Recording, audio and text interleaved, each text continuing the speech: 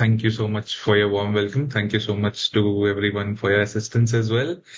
It is, of course, a pleasure to come back to a college where I have spent 5 years, and yeah, it still feels like I barely left college. So first of all, thank you so much for your time. Thank you so much for your attention.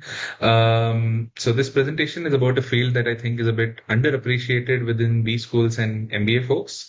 RevOps is a field that has seen an explosion of popularity, especially in the high growth SaaS or tech sector. It's my pleasure to be able to tell you a bit more about this field and hopefully get everyone a bit more interested into a career in RevOps.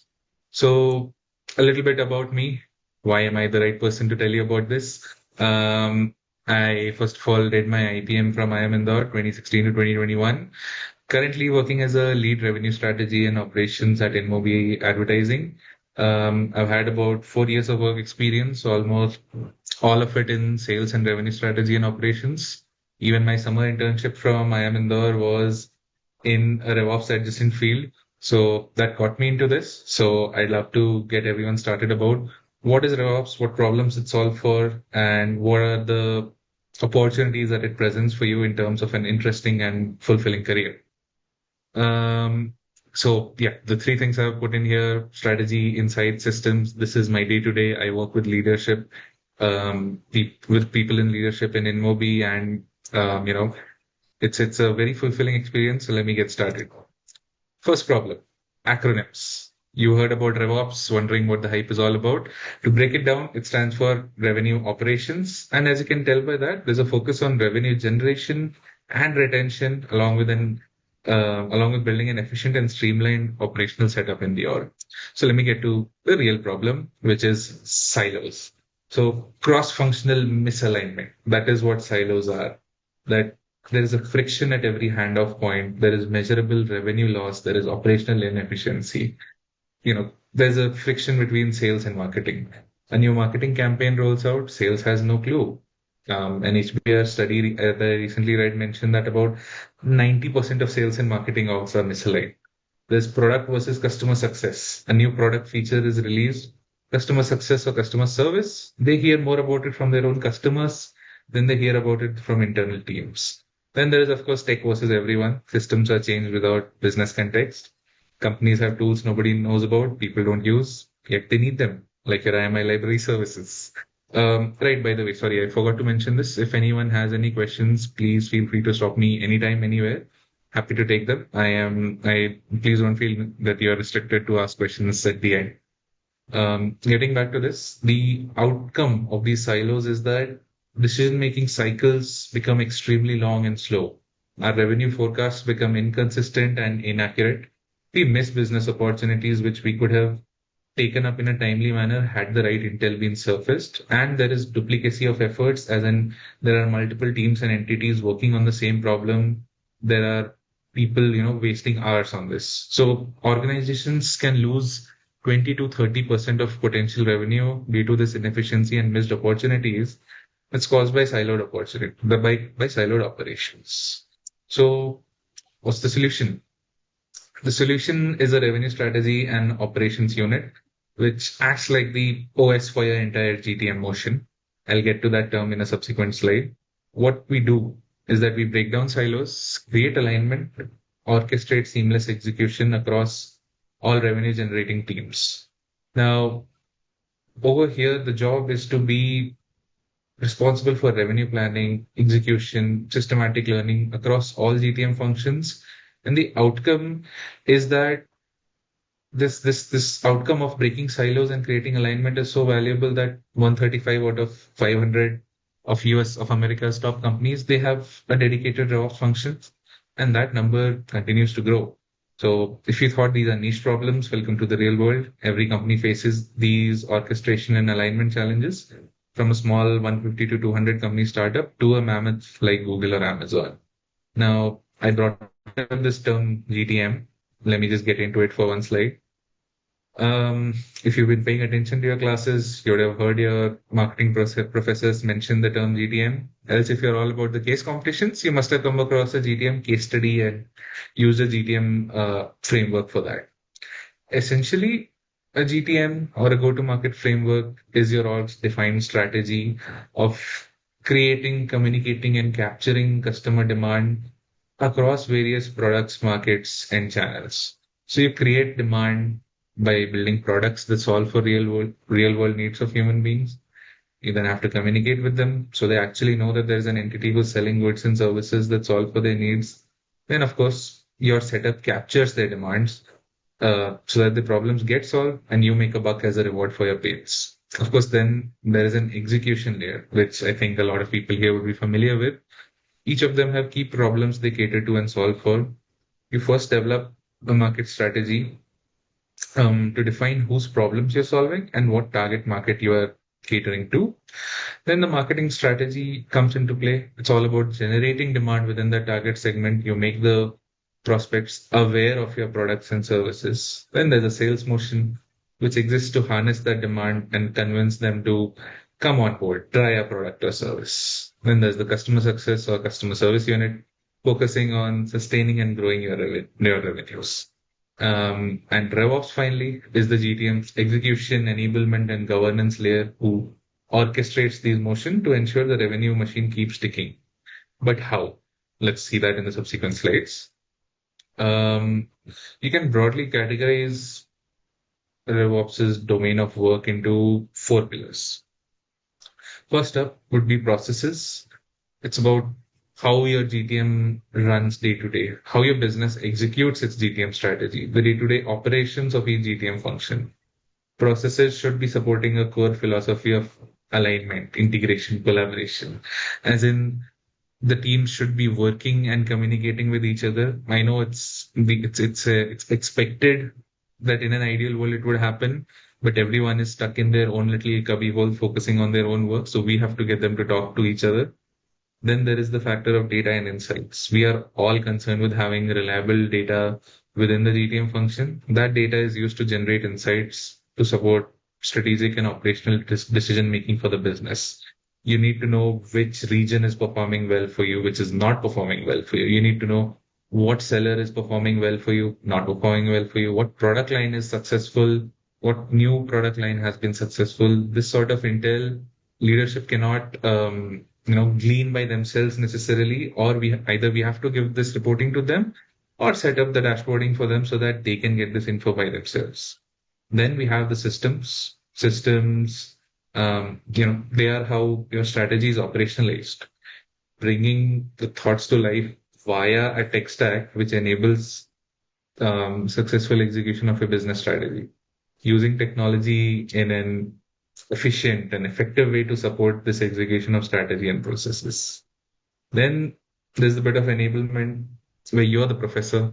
You empower the GTM functions to succeed in their roles. It involves onboarding them, informing them about our product, strategy, sales methods.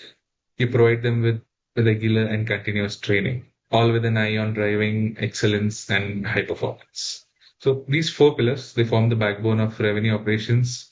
All of them working together, you create a cohesive GTM operating system. Now, on to the question of why RevOps matters now.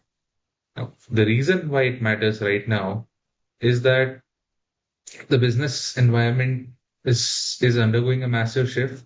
The macroeconomic factors have been such that the COVID era extreme growth rates are over. We are entering a period of economic slowdown, potentially recession in some key markets. So efficient, profitable growth is getting priced even more than relentless funding-led growth. So the next problem which would be there is that the GTM is becoming fragmented. Now I've thrown a couple of acronyms here. All it means is product-led growth and sales-led growth. You either improve your product so more people buy it, or you launch a new product to solve for new problems. So that would be basically the definition of product-led growth. And sales-led growth is you hire more salespeople who go out and do more sales, or you make your existing salespeople sell to different, more valuable markets. All of it in addition to sales via partner channels, as in you don't go and do sales, you contract out someone to do your business. All of these activities, they entail a more complex GTM system. The outcome is increased handoffs from one entity to another. There are more variances because there are more players in the system. There are more chances of revenue leakage because something goes haywire in the middle. All of it is more, builds an extremely complex GTM, which makes RevOps necessary. Then the internet era is now creating a problem of too much data, where a glut of metrics is leaving leadership in a rut, where they don't know what metrics to trust. They don't know how to synthesize all these data points to make business decisions because their time is going in making these business decisions, so they can't be the ones doing this analysis. So RevOps enables that to happen for them. Next up is the AI era. Of course, given the promises made by AI tools, some people, might develop an overly optimistic picture about the capabilities of AI, think that slapping an AI or an agent on everything will solve for your entire life. While in reality, AI only successfully amplifies impact on the basis of strong operational pillars. When the processes are defined, when data structures are reliable, users are clear on what they should be asking for, what the AI is capable of. Same pillars that we referred to before. So, a successful RevOps unit, therefore, accounts for these factors and drives certain success metrics which every business care. These success metrics are a higher win rate. That's a bigger percentage of your target market getting onboarded as customers. There is higher net revenue retention. You keep existing customers happy, grow their spends on your products. There's a smaller sales cycle. You improve speed to close deals by solving for system and process efficiencies. You reduce variability, make revenue more predictable, and therefore minimize forecasting errors. Um, Maybe I'll take a pause. Does anyone have any questions? So, what does a RevOps unit really do to enable those outcomes and what you should be doing? You operate at the intersection of strategy and execution. You basically serve as the connective tissue between someone's vision and reality. So, what you will do is that you will co create and co own GTM strategy. You partner with leadership to design the GTM strategy of creating, communicating, capturing demand across products, markets, channels. You do not just execute someone else's plan, you co-own it, you co-create it. Then you build repeatable and scalable systems that persist, systems and processes that work consistently across the entire revenue life cycle. And you be the unit who takes strategy to execution. You act as an in-house GTM consultant who translates vision into operational reality. Unlike a traditional consultant, though, this time you'll actually be there to see the impact of your work and build on top of it. Your role is to basically ensure that every GTM decision from market segmentation to hiring policies, they all drive unified revenue outcomes. And if it does not move the needle on revenue, you deprioritize it. We should also then get to anti goals, what not to do. Because just how we have goals to tell us what to do, it's extremely important to know what not to do and what if you're doing is a mistake. Basically, there are a couple of traps that these units can get stuck in and it can severely limit your value, right? The fundamental goal here is to not become a data babysitter or fix isolated problems. Do not restrict yourself to just running reports or maintaining data sanity. It's not to, downplay the importance of this work, but this is reactive work. You keep systems running, you keep the lights on, but you don't design growth. Um, so that's a path away from strategic value add, basically. You should also not be in a mode where you're just solving problems in isolation, stuck in endless tactical requests, just unconnected to the overall revenue life cycle or GTM performance. Fundamentally, as the call out says, if you spend more than 30% of your time on reactive admin work, you're not operating at the right level. You need to elevate the conversation. You should be designing the game and not just keeping score or, creating a dashboard or doing the math. Now, there are a variety of capabilities in the RevOps team. So again, we discussed what should we doing, what we should not be doing. So to get to that, these are the main capabilities of the RevOps team that separate a strategic RevOps, something which you will also enjoy doing, from a practical RevOps, that a person who is just sitting and doing dashboarding and a lot of manual labor. So the first thing, define ICPs and market coverage. Used a lot of acronyms here. It means a simple thing. It's an ideal customer profile. What are the desirable characteristics of entities who buy from you? A lot of times business will of course have an ICP in mind when they get founded, but the business context evolves, markets evolve, products evolve. So these ICPs will also keep evolving, and the job of DevOps is to be involved in these conversations. Use your insights, use your knowledge of business insights, data systems, processes, and enablement functions to be able to drive successful decisions here. Now, these ICPs can be in terms of the customer's revenue, scale, spend potential, growth potential, industry, location, anything. You will also be working on creating market coverage models. I think the term total addressable market or TAM is something a lot of you people would be familiar with. It basically refers to the total market size.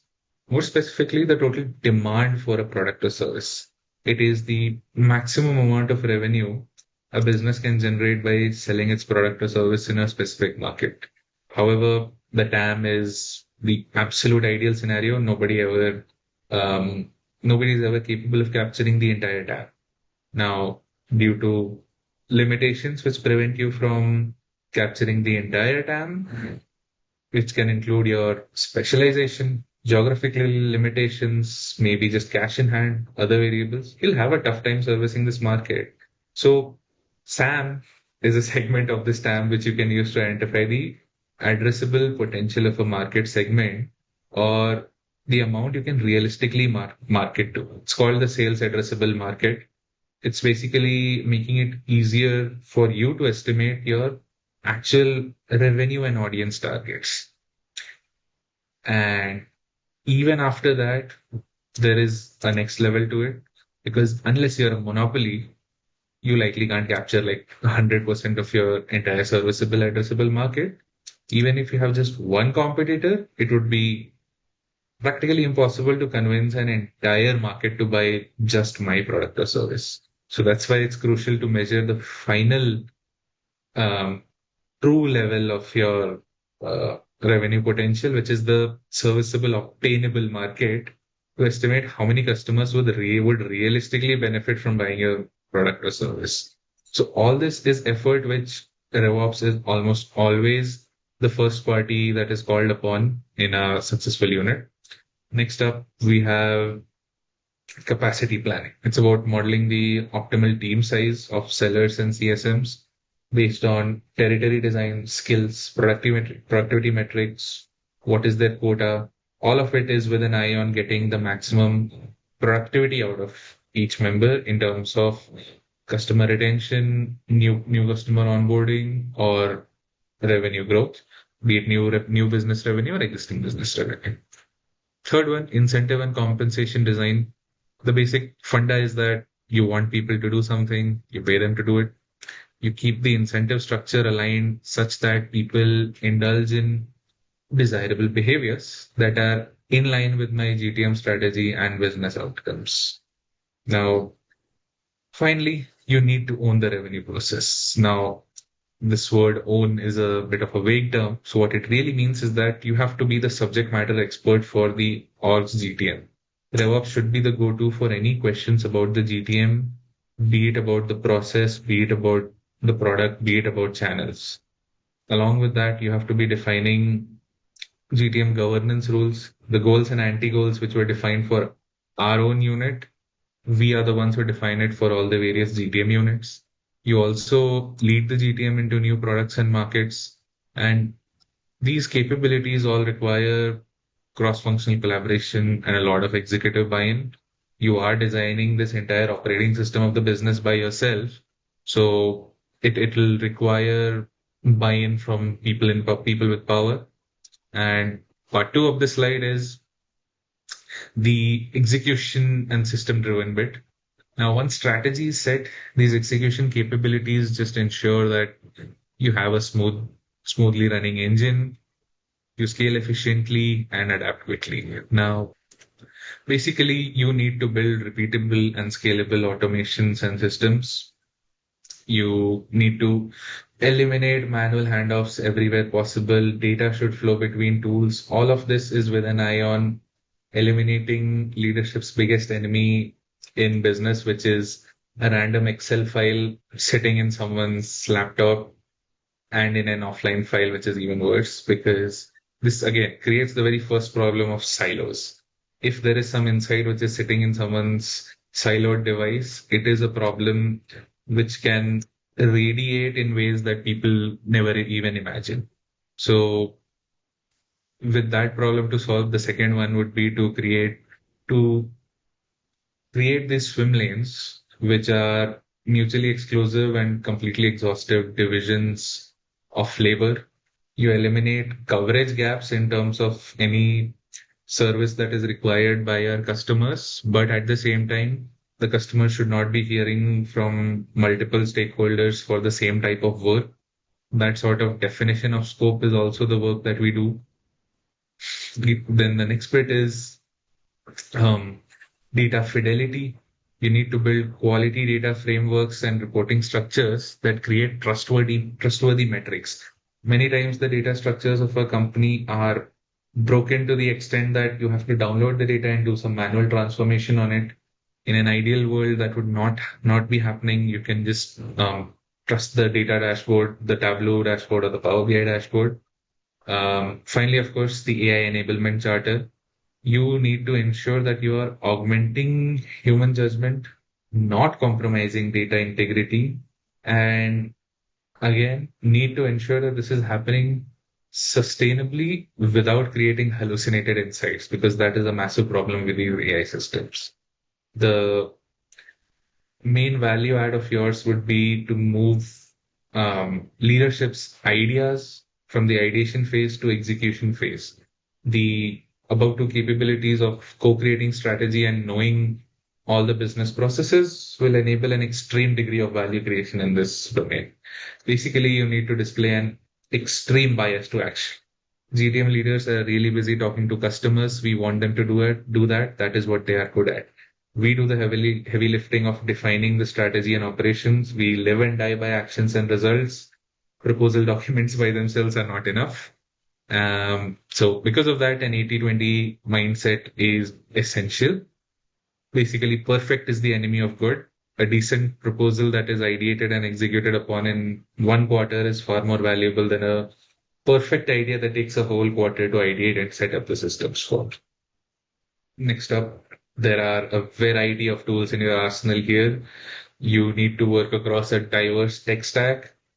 These are some of the core categories and leading platforms. The first one, CRM, or CRM just stands for customer relationship management, but it's basically shorthand for CRM software. It is the system for managing all your customers, all your company's interactions with current and potential customers. It's a system with a metric ton of insights about customer and GTM team behavior that will enable you to make informed decisions. The top companies in this are Salesforce, HubSpot, ServiceNow. Salesforce is a runaway market leader in this space.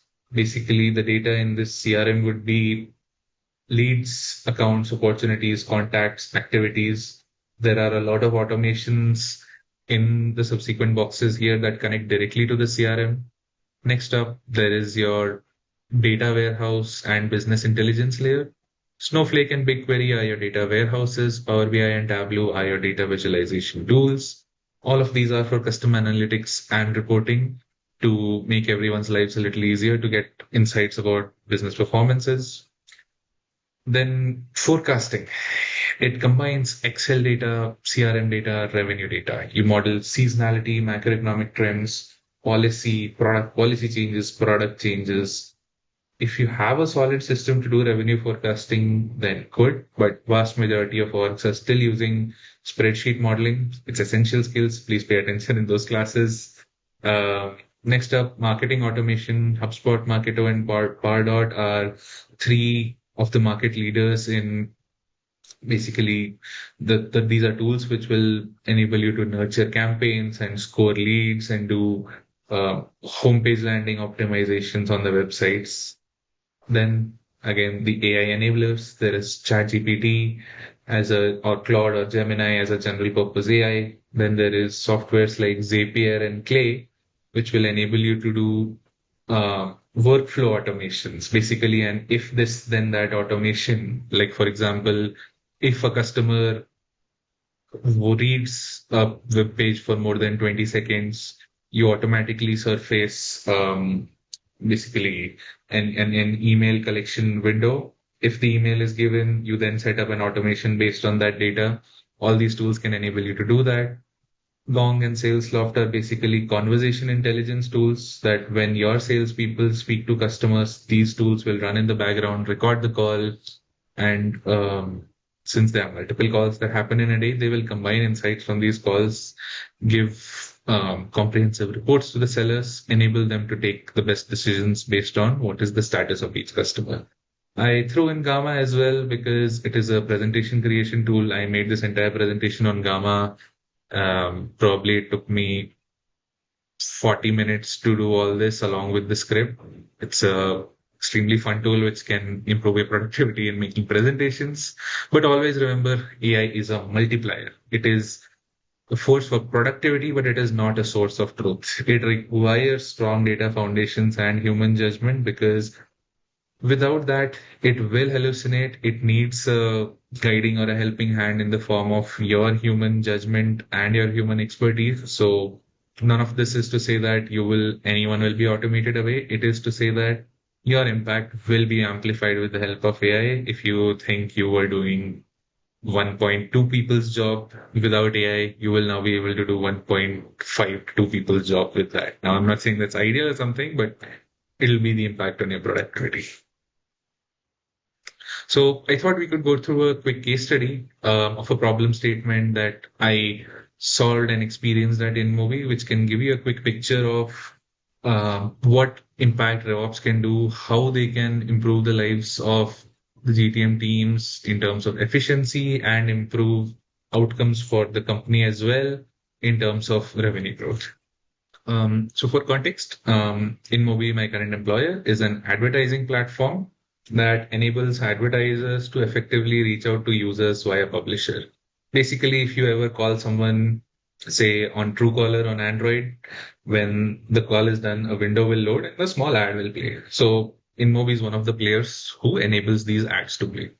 Now, these ads are run on entities we call publishers. These entities basically run apps or websites. Some of the big publishers you might know would be, let's say, Supercell, who publishes Clash of Clans, or another publisher could be Bennett Coleman and Company, who publishes Economic Times, Times of India, the big newspapers. So, as I said, they can run on apps or websites. We'll focus on apps for now, as InMobi's strengths lie in advertising on apps. And for some additional context, vast majority of global advertising spends come from the US. Same for us. We earn a good chunk of our money from American advertisers.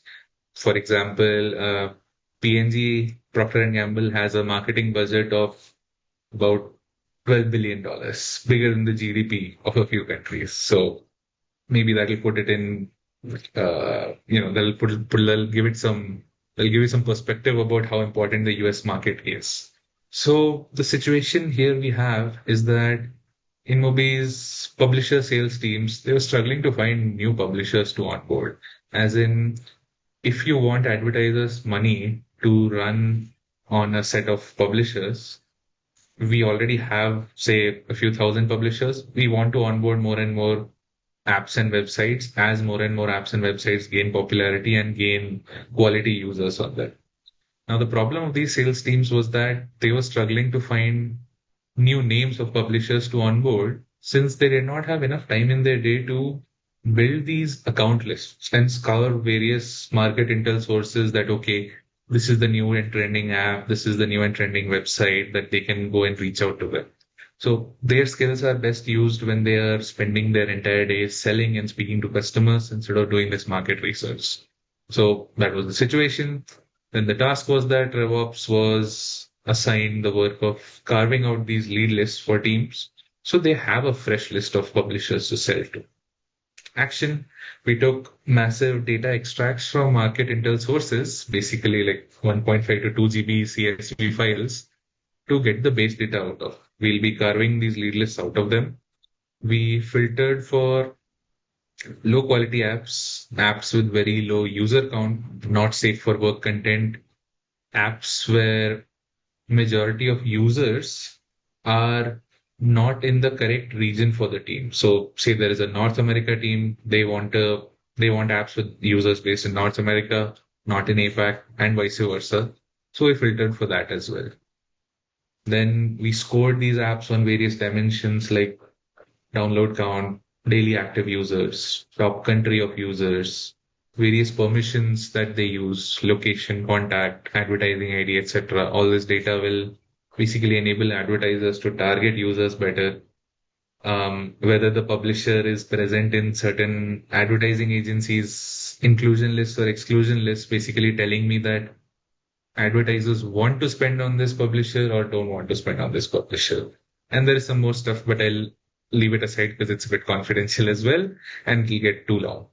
Now, the result was an ordinarily prioritized lead list. So basically a ranking of top publishers who fit the team's ICP, who are the right customers. But this data also exists not just on Excel, but also on the CRM where all these accounts have been uploaded. Owners have been defined, assigned. It's accessible and queryable by an AI agent. Like you can just type, okay, how many publishers have been assigned to me for, let's say, the next quarter. And the impact was that it took 3 months or 1 quarter for teams to start selling on the basis of these lead lists, and results started showing up. And quarter on quarter, the new business revenue increased by about 8%. And this was after we accounted for any seasonality or other factors. So fundamentally, a thumb rule is always measure revenue impact or time saved. If you can't quantify the outcome, reconsider the investment. Now, the last couple of bits are about what industries are best fit for RevOps, because not every industry is one where you will be able to find a RevOps function, or the industry is also not right for a RevOps function. The way to assess this fit is basically, so I've just given you a list of immediate fits right now. That would be B2B SaaS and cloud platforms. India is filled with such startups, medium-sized companies, and enterprise-sized companies. Ad tech, martech, and media networks like my current employer are all good fits for them. Fintech, payments, infosec companies, and telco and communication platforms are also a good immediate fit. And the other growing fit list, you can read it yourself. Basically, the main dimensions which make a company a good fit for RevOps are the fact that there is an element of recurring revenue where there is a subscription or a consumption model. Basically, someone has to keep paying every month, every quarter, every year. Basically, the concept of customer lifetime value is something which is very important to RevOps fit, basically. Then there should be multiple GTM motions. There should be product-led growth, sales-led growth, plus channel partner sales, as in you are outsourcing sales to a third party. Say, for example, it is in countries that you don't want to set up a sales team in. You'll outsource this selling to someone who is in range. You should, in an ideal world, RevOps is also fit for long sales, products with long sales cycles, where multiple stakeholders are in the picture. Like, for example, a complex piece of software like a CRM or the ERP like you guys would be using at your college. These things are multi-stakeholder decisions. These are complex installations, and they create areas where processes can go haywire, but at the same time, processes can also be clearly defined so they don't go haywire. These are areas where insights can be generated at multiple touch points with the clients. So these are places where RevOps excels. That's why I said that's what ties into the next step of multiple handoffs. A person can be first marketed to, they just find out about the product. Then when they are reached out to by the sales team, who once they are convinced, the customer is then handed off to the customer service or customer success team, who then keeps regular touch with them. These multiple handoffs create points for improving the customer experience, which is again one of the focuses of RevOps. And partner ecosystems, we already went through it. And finally, heavy analytics. In an ideal world, we would work with a lot of data, a lot of insights, a lot of fields. This is a comfort zone of a RevOps professional, which enables us to forecast accurately. And at the same time, there is a dependency on data. But once the data sanity is in place, it moves from a dependency to a data enabled workplace. And fundamentally, the lower fit would be simple one of D2C business where there's not much of a sales motion. Like basically a Colgate who sells toothpaste or a Britannia who sells biscuits. A RevOps motion does not fit in there because the sales cycle is quite simple. GTA motion is quite defined. There is no recurring revenue. People buy the stuff once and they move on. Um, this is basically my last slide. How your I am Indore courses help you with it. Your MBA coursework has actually equipped you with critical RevOps skills, even if it wasn't explicitly labeled that way. Now I can break this into technical skills or interpersonal skills. And the third one is operating under pressure because especially in international companies, RevOps work is morning to evening. Now, your technical skills, they're quite self-explanatory. Spreadsheet modeling and financial analysis. You live in Excel. It's to the point that, I would, I cannot, I cannot use online Excel for so many workbooks because it exceeds the 100 MB size of an Excel sheet. So you know by itself what kind of data we are dealing with. You need SQL for data manipulation, Python or R for um, automation and data analysis. You also need to know statistical forecasting methods. And of course, the executive presentation skills that you develop at IMI as part of your various courses, case studies, competitions, they all help. Interpersonal skills, I don't like to call them soft skills because these are skills that you use day in, day out. You need to be able to hold structured executive communication.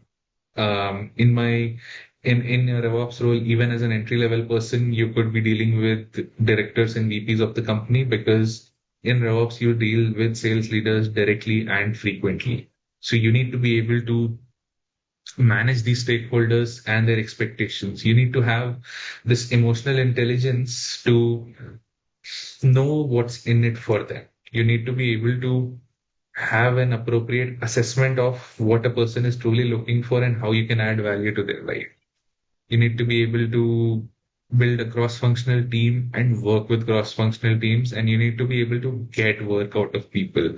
And that's a skill that's easier said than done. Finally, of course, the usual negotiation and conflict resolution because you work in cross-functional teams. This is an aspect that will just come up. So it's something, in my opinion, our IMI experience really, really sets us up for all, what with our group projects and case study competitions and all these activities. These are basically like a testing ground for excelling in the corporate context and operating under pressure where you need to be able to think critically, break down the problem into its fundamental components and create a structured problem solving framework. Along with that, stress management, resilience, time management, prioritization, and ambiguity tolerance. It's October, right? So you guys would have come out of your summer internship process. So I am sure these are all skills that you have made ample use of, or if you did not make use of that in the past, you would have developed them by now. So I don't think I need to go too much into it. Why these are skills that you learn at IMI, but if you have not, you will. And these competencies basically map directly to the four pillars of RevOps. These technical skills enable your systems and data insights. Interpersonal skills drive enablement. Operating under pressure supports effective processes. That's it from my side. If you have any questions, do ask me. Feel free to ask me. If you have any prior work ex, you can ask me your organization specific questions. Happy to discuss how they apply to your unique context. Thank you. Yes, thank you, Juhi. Good evening, sir. It was one of the most insightful presentation and I would say the information I've got in terms of RevOps. And with respect to my question, I would like to understand in terms of the career growth in RevOps, how would the scenario be in the upcoming 5 to 10 years down the line? And as a work experienced professional, how can I improve my skills? Since I come from a marketing background, I would like to understand the dimension and how can I improve my skill set towards transitioning if as a near possible choice of RevOps career. Understood. So let me just confirm I have a question right. You want to know, first of all, um, if you join RevOps, what is the future scope over here? And secondly, you wanted to know, as a marketing professional, what are some of the additional skills that you can develop? Is that fair? Yes, sir. Yes. Okay. So let me put it, let me answer your first question. You wanted to know what are the opportunities in RevOps? Sorry, may I know how many years of experience do you have? So cumulatively around 2 years of experience. Okay. So given that you have 2 years of experience, there are multiple options in RevOps. You could first of all get in as a RevOps business analyst, where you do cross-functional analytics, process documentation, project coordination.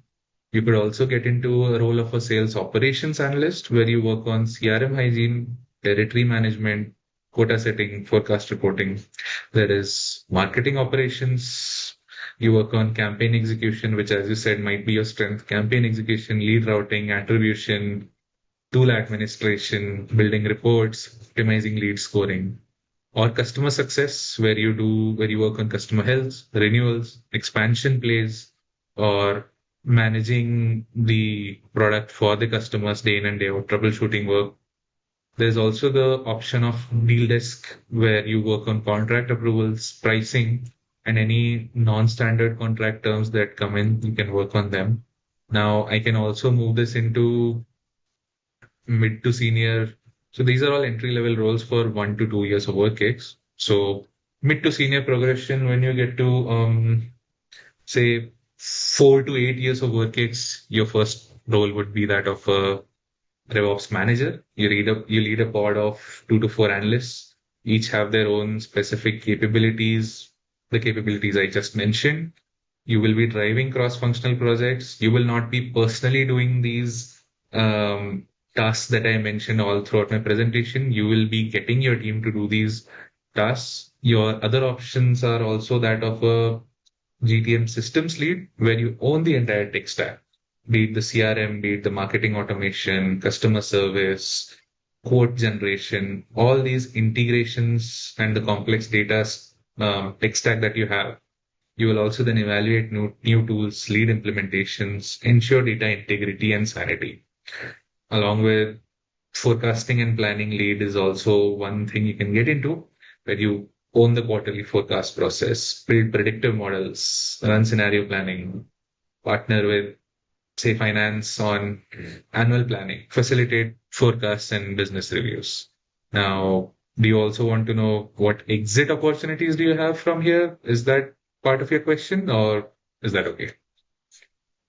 It would be great to know the exit options also, sir. Like, Yep.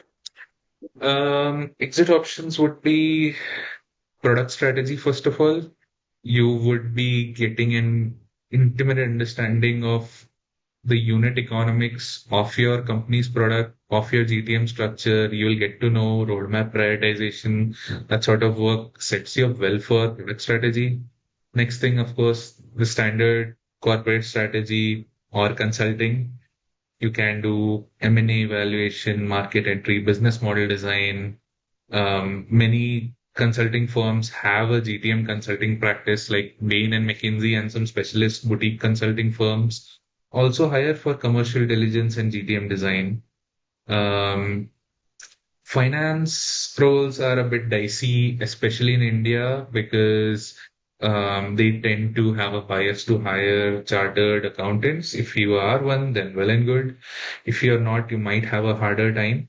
But the real quality senior leadership role via RevOps, in my opinion, would be the two parts, which would be, first of all, head director, VP of RevOps, own the full RevOps charter across multiple pillars, build a team of about 20 odd people reporting to the CRO, Chief Revenue Officer, or the CFO, set GTM strategy in partnership with functional leaders, um, along with the next stage, basically the fully actualized stage would be a CRO or a COO. Basically, because you understand the full revenue engine or the full operational engine and not just one function. So that's where the path to these CXO roles opens up via awards. So, of course, your marketing experience would be really, really helpful for that. Thank you, sir. Thank you so much. Yeah. So my question was, so when the like suppose there's a dip in revenue, like or like it's just stagnating. So what would be the first few signs you would look at to figure out if the issue is like not the issue, it's not an issue, but if you need to focus into more operations or let's say strategy, or maybe even like it's a more of people are moving away from the product, like more of like a cultural issue or like a reason for why it's stagnating. What's the Got first it. few signs you'd look at? Got it. So revenue going down, first of all, it is a lagging metric. It is an outcome, right? Revenue going down is an outcome of multiple things going wrong way before your dollar starts dropping. So you would ideally have a set of health metrics defined for your system, sorry, defined for your product or service. Now, these health metrics could be anything. It could be something as simple as how frequently are your users actually logging into the system? How frequently are your users using particular products? Along with, say it is a usage-based product, like, say, for example, like you use Zoom, um, say the pricing is such that, okay, you make X number of calls, you have to pay more, like say a prepaid basically in the old scheme of things. Now, if the usage is going down, these sort of scenarios are just leading indicators where your customer service people should actually proactively go and speak to the customer to get an understanding of what is it that they're disliking, what is it that is reducing their likelihood of renewing or paying us for our product, what is it that we are not able to solve for. So these are things in an ideal world we should be catching proactively. We should not be getting blindsided by, okay, revenue going down or some customer suddenly dropping us. Sorry, I kind of flipped your question, I know, but there was a reason I answered it this way because in an ideal setup, you should not be blindsided by this. So the point of RevOps is to have your organization such that um, this is not a problem because the way, for example, we work at InMobi is that, for example, right now it's October. In a month or two, it's going to be Christmas. It's going to be Thanksgiving. We know in advance that in US, holiday shopping is going to go through the roof. Customer spending will go up. So, but consequently, we then also know that in January it will go down. So we already anticipate this revenue drop to, go to the example that you mentioned. So we should have this insights. We should have these data points ready, prepare your leadership for any revenue uplift or downward movement as much as possible. Like, for example, in India, Diwali is coming in a day or two. We should be ready for spends to go up in your company. But at the same time, next week it'll go down. So that is my answer. You should not be reacting in post to revenue drops, basically. That would be my way to answer this. Thank you so much. That answers my question. Yeah. Do we have any other questions? Okay, so there are no more questions. I think we can end the session. Okay. No worries. Thank you so much. I'd just like to leave you with a couple of key takeaways. Be strategic, not admin driven, master the four pillars, focus on measurable outcomes and alignment. Your MBA skills really, really map well to RevOps capabilities.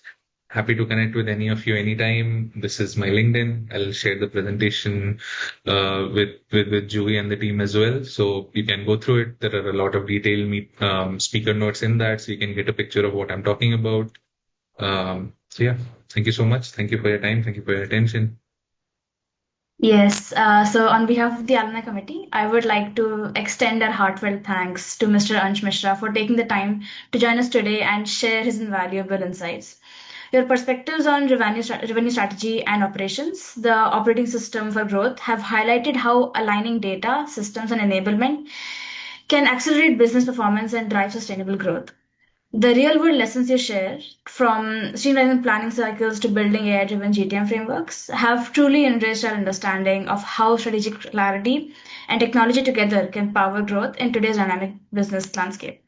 I would also like to thank Mr. Manish Popli, Professor Mr. Manish Popli, Chair of Alumni Affairs, for his continued guidance and support. A special thanks to the Alumni Office, whose efforts behind the scenes made this talk possible. And of course, a big thanks to our wonderful audience for your active participation and engagement. We look forward to welcoming you again at our next session of Wisdom Pragya, the Alumni Talk Series. Thank you once again and have a wonderful day ahead. Thank you so much.